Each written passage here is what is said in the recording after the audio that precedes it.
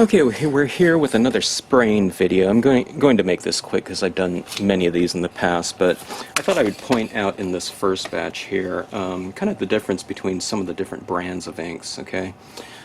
These two right here are predominantly Memento re-inkers, or I used a lot of it in here, okay?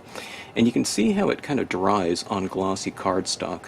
Now this one right here is, for the most part, it was a lot of Marvy inks. That's what I'm guessing, okay? And on here, you can see the difference in kind of surface quality and the depth of saturation. The Marvy ones tend to retain a great deal of their saturation, if not most of it.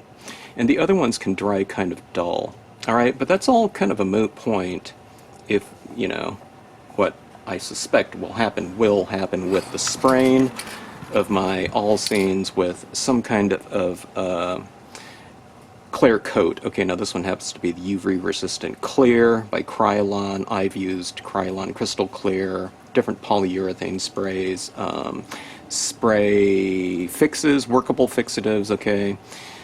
This one happens to be glossy. There are the ones that are matte, okay.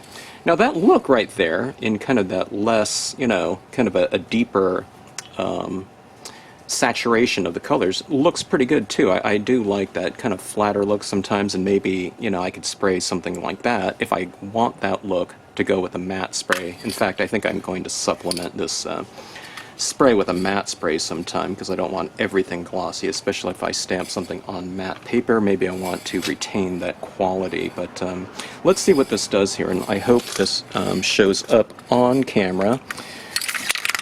Make sure you shake these types of things up to really mix the binder with the acrylic. Okay.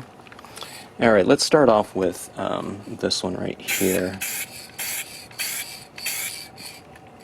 Okay. Now I'm not going to do this for every single one of these because I have a lot of cards to go through.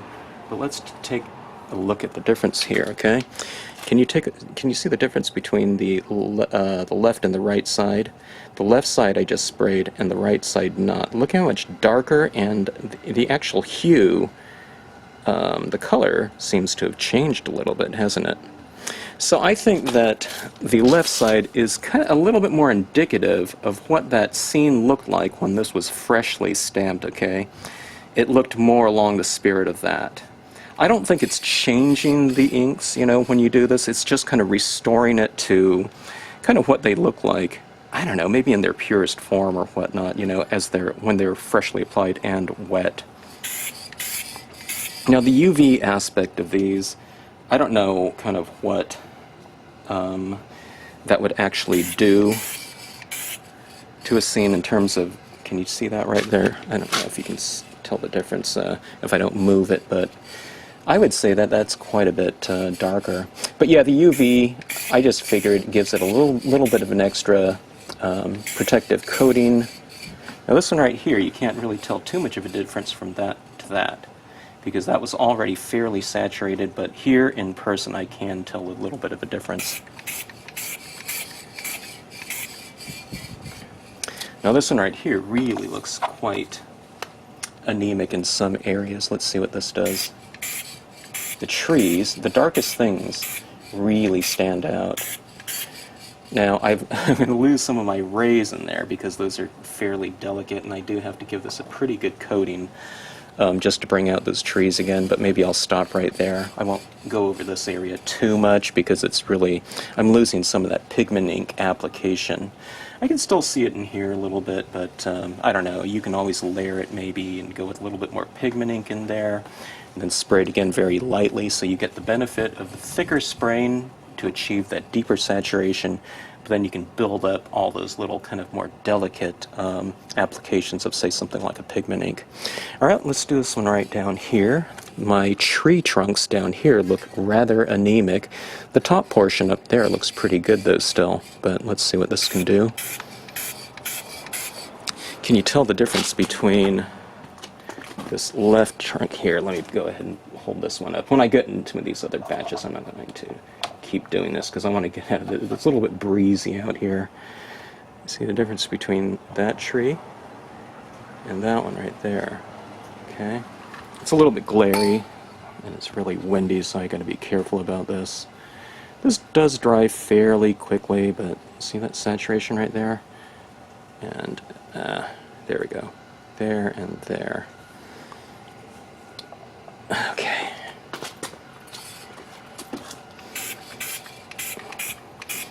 Deepens the values of them, certain areas by, boy, it's, I don't know, 15–20% maybe. This one right here, especially, it's really quite anemic.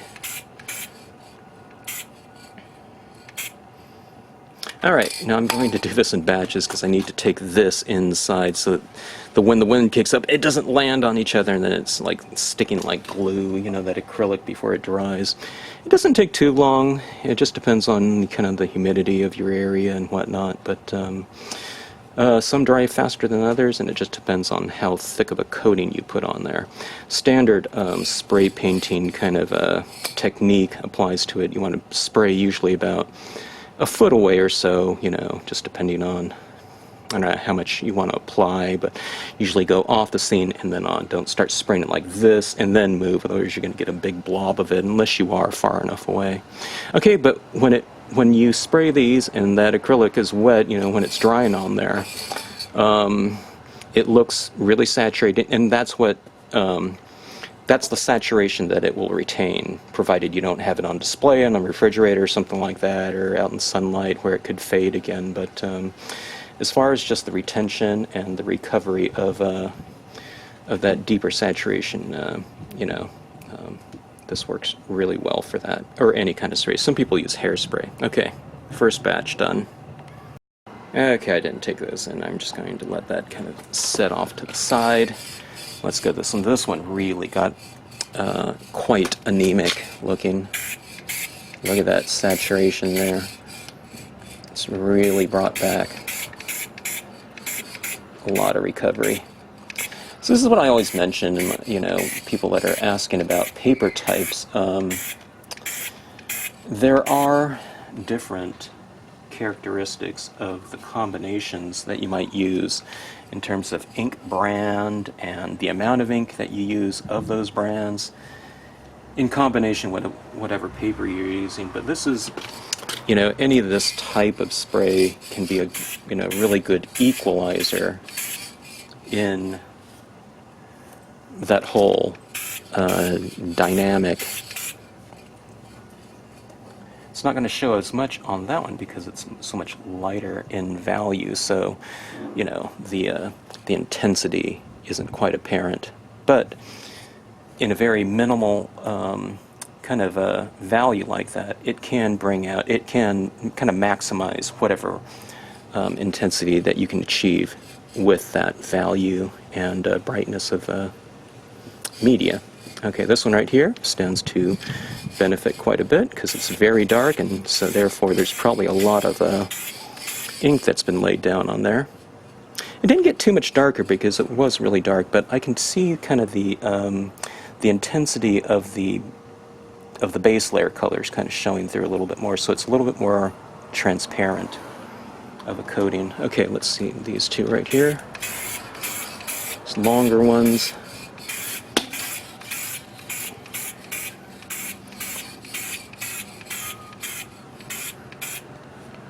It's getting underneath there. I have to move that, make sure it doesn't stick to it. One of the things I'm glad to see is that the black VersaFine pigment ink isn't running and going back into solution with the use of something like this. It seems to be holding firm. There's always a chance with certain types of media that it kind of runs, like alcohol inks. If you go over it too much, it might kind of, you know, smear out a little bit.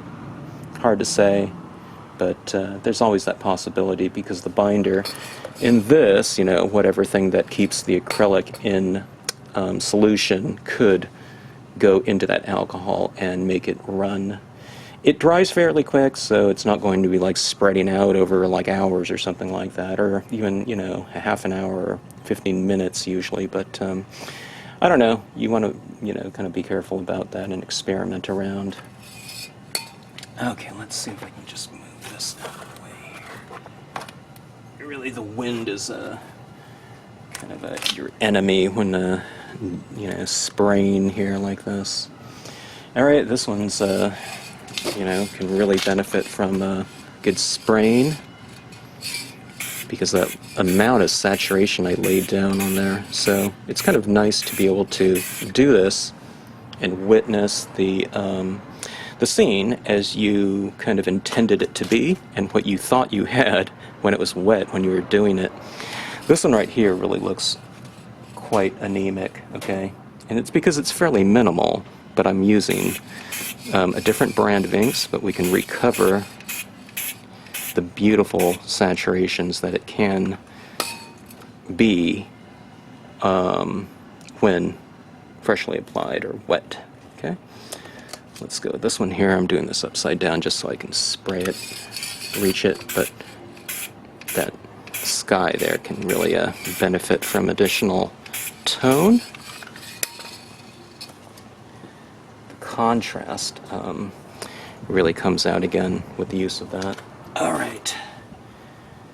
I needed some more scenes as my my order giveaways, so I'm kind of running low on them right now.